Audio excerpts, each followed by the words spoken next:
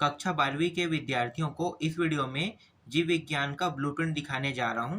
तो चलो ब्लूप्रिंट को दिखाता हूं आप लोगों को, और ब्लूप्रिंट के हिसाब से अगर आप तैयारी करते हो तो आपके पूरे में पूरे नंबर आएगा।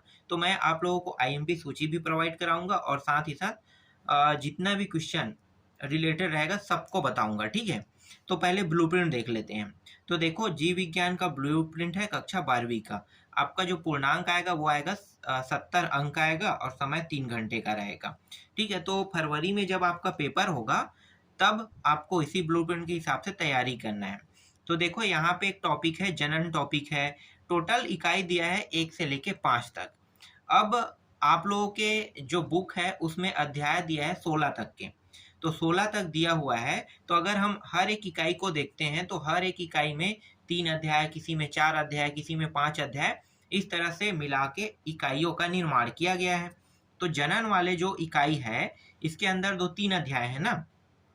तो 2-3 अध्याय जब आप पढ़ोगे तो 14 नंबर के प्रश्न आपको देखने को मिलेगा, जिनमें से 1 नंबर के 1 प्रश्न देखने को मिलेगा, 2 अंक का 1 प्रश्न और 3 अंक के 2 प्रश्न इस इकाई से देखने को मिलेगा, और साथ ही साथ 5 अंक का 1 प्रश्न, ठीक है। तो कुल प्रश्नों की जो संख्या रहेगा आप गिन लो, ठीक है। तो 2, 1, 3, 4 और 5 प्रश्न रहेगा। जब हम गिनते हैं इन्हें तो 5 प्रश्न आपको देखने को मिलेगा, ठीक है। और कुल नंबर रहेगा 14 नंबर के।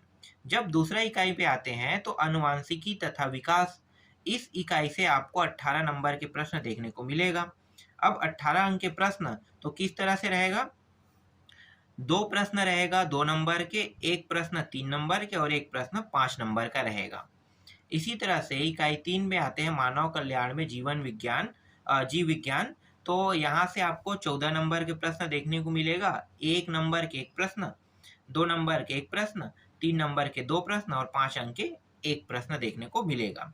इसी तरह से जैव प्रौद्योगिकी में आते हैं तो 10 नंबर के प्रश्न देखने को मिलेगा इस इकाई से, 1 प्रश्न 1 के, 1 प्रश्न 2 अंक के, 1 प्रश्न 3 अंक के, 1 प्रश्न 4 अंक के। फिर अंतिम जो इकाई है वो है परिस्थितिकी है।